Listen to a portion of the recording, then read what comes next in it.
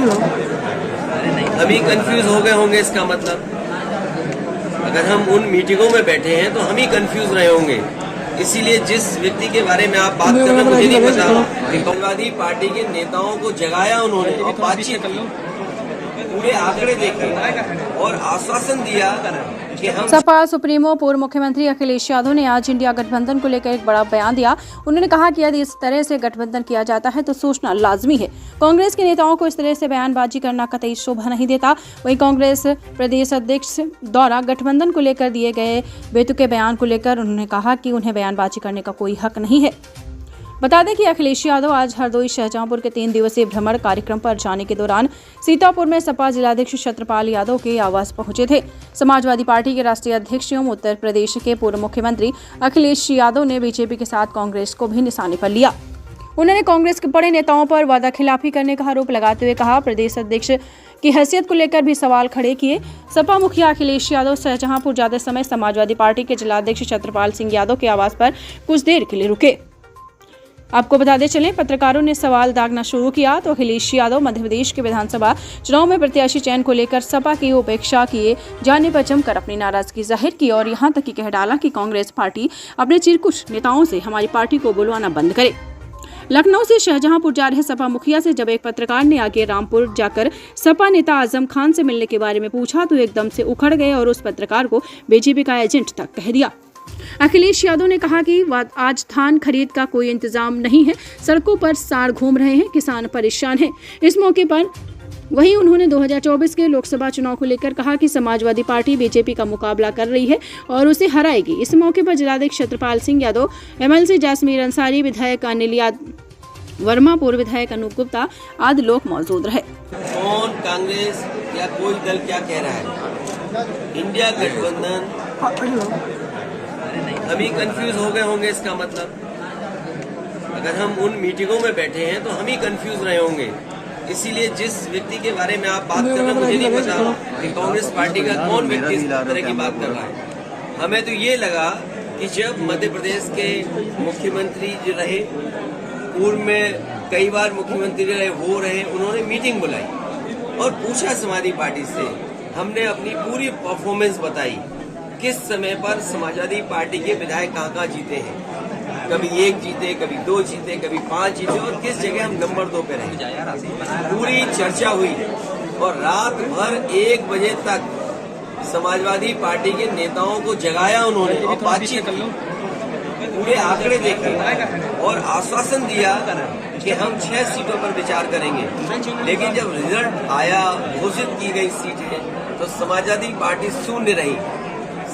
अगर ये मुझे पहले दिन पता होता कि विधानसभा स्तर पर कोई गठबंधन नहीं है इंडिया का, तो हम उसमें कभी मिलने नहीं जाती हमारी पार्टी के लोग, न अपनी हम सूची देते कांग्रेस के लोगों को, न कांग्रेस के लोगों का फोन उठाते। लेकिन अगर उन्होंने ये बात कही है कि गठबंधन नहीं है तो हम स्वीकार करते हैं गठबंधन नहीं है। और गठबंधन अगर केवल उत्तर प्रदेश में केंद्र के लिए होगा तो उस समय विचार किया जाएगा और जैसा व्यवहार होगा समाजवादी पार्टी के साथ वैसा ही व्यवहार उनको देखने को मिलेगा यहाँ। सर, उन्होंने कहा कि हमने घोषी में समर्थन किया और ऐसा रहा। तो किस नेता के बारे में बात कर रहा हूँ? ये कांग्रेस के कौन नेता है? उनके प्रदेश अध्यक्ष कह रहे हैं। देखिए, प्रदेश अध्यक्ष की कोई हैसियत नहीं है।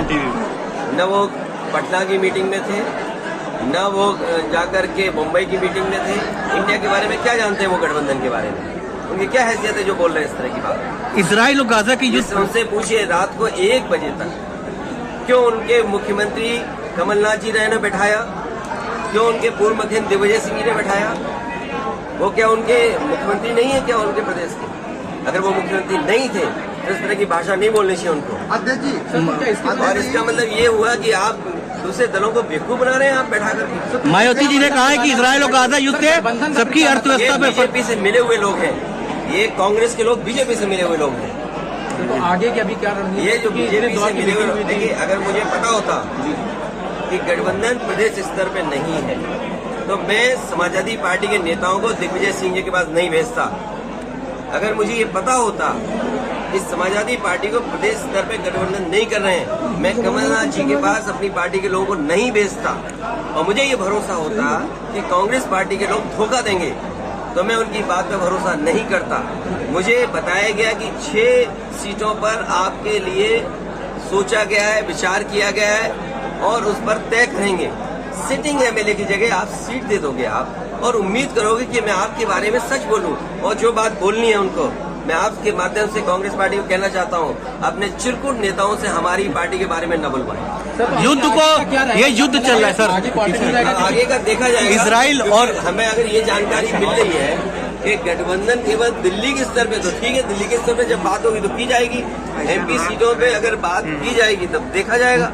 अगर मुझे ये पता होता कि प्रदेश स्तर पे लीड मत खींचिएगा, बिल्कुल वो नहीं है, हमने स्वीकार कर लिया, इसीलिए हमने अपने पार्टी के टिकट घोषित कर दिए। इसमें क्या गलत किया है? इसलिए मैं कह रहा हूँ कि आप लोग भी ऐसे छोटे नेता जो कांग्रेस के हैं, और मैं कांग्रेस पार्टी के बड़े नेताओं से यही अपील करूंगा, निवेदन करूंगा कि अपने छोटे नेताओं से इस तरह के स्टेटमेंट मत दिलवाइए। मायावती जी ने कहा युद्ध से हमारे सभी देशों के वो हालात खराब होते हैं और वॉर के पक्ष में कोई नहीं है। और प्रदेश में बड़े सवाल है धान खरीद का।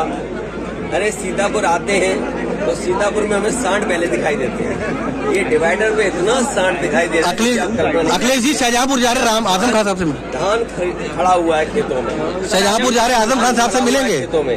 क्या धान खरीदने का अभी तक इंतजाम किया है? क्या धान खरीदने की कोई तैयारी की है? आप बताइए, सीतापुर में अगर एक भी धान केंद्र किसानों को खरीद रहा हो धान तो बताएं हमें आप। शाहजहांपुर जा रहे हैं, आगे रामपुर में आजम खान साहब से मिलने जाएंगे चल के। हम पर छोड़िए, हमारी पार्टी पर छोड़िए। अब ये बातें क्यों पूछते, कौन किससे उनसे हमारा संपर्क है, लगातार बातचीत हुई है, वो हमारी पार्टी और हमारा परिवार है, हमें फैसला लेने दो क्या करना। इसमें राजनीति मत ढूंढिए, इसमें भी बीजेपी के आप एजेंट मत बनिए। सर 16 तारीख को आप देवरिया गए थे, देवरिया मंत्री वहाँ पत्रकारों को पीटा गया, उसके बारे में आप क्या कह रहे हैं? हमें दुख है कि बीजेपी के लोग सबको पीट रहे हैं। सर बहुत बुरी तरीके से दौड़ा के मारा गया। दुख है इस बात का कि बीजेपी अगर पत्रकार सही लिखते हैं, अगर पत्रकार सही लिखते हैं तो पत्रकारों के खिलाफ भी जांच हो जाएगी, कार्रवाई हो जाएगी। और आप में से बहुत सारे ऐसे साथी हैं जो इस चीज को फेस कर चुके हैं। सर शिविर की शुरुआत हो रही है, सच्चाई दिखाना चाहते हैं, उन्हें पुलिस कहती है कि हाँ, यही मैं कह रहा हूँ कि अब तो यूट्यूब पर पाबंदी लगा देंगे, इसलिए यूट्यूबर्स भी बड़े सावधान हैं। 24 हमने अब तक 20 लाख से ज्यादा जो वीडियो का डेटा है हमने डिलीट किया है। गूगल ने अपना डेटा भारत सरकार को बताया कि जो गाइडलाइन के हिसाब से नहीं था। वो ठीक बात है, वो एक अलग विषय है। समय आने पर आर्टिफिशियल इंटेलिजेंस, जिन पे पैसे संसाधन हैं, जो टेक्नोलॉजी को इस्तेमाल कर सकते हैं, वो अच्छाई और बुराई दोनों के लिए इस्तेमाल करेंगे। सोशल मीडिया एक्टिविस्ट का कहना यह है कि जो चीजें क्रिटिसिज्म हो रहा है उसको खाली शैडो बैन किया जा रहा है। तो क्या लगता है गवर्नमेंट अब इसको भी एज ए टूल यूज कर रही है? इस पे सभी दलों को सोचना पड़ेगा और टेक्नोलॉजी कहाँ तक, किस सीमा तक हम लोगों को कंट्रोल कर रही है, ये कोई टेक्निकल व्यक्ति हमें जानकारी दे सकता है। अगर टेक्नोलॉजी इसलिए यूज हो रही है कि मेरी बात को नहीं पहुंचाया जा सकता दूसरे तक, या हमारे कोई खिलाफ लिख रहा है उस पर हम रोक सकेंगे, तो फिर टेक्नोलॉजी इसका मतलब भेदभाव कर रही है। जिस तरीके से हम पैसा दे करके ऐड देते हैं तो कहीं ना कहीं इस तरह का होगा कि मुनाफा किसी को दे करके हम पाबंदियां लगवा रहे हों, तो वो फ्री एंड फेयर प्लेटफॉर्म थोड़ी रहा। हम अपने विचार अगर देना चाहें, हमारे विचार निष्पक्ष हों, उस पर भी अगर पाबंदी लग जाएगी तो वो प्लेटफॉर्म कॉमन प्लेटफॉर्म नहीं हुआ ना सबके लिए। सर 24 में क्या स्टैंड रहेगा? 24 में समाजवादी पार्टी बीजेपी का मुकाबला कर रही है और बीजेपी को हराएंगे।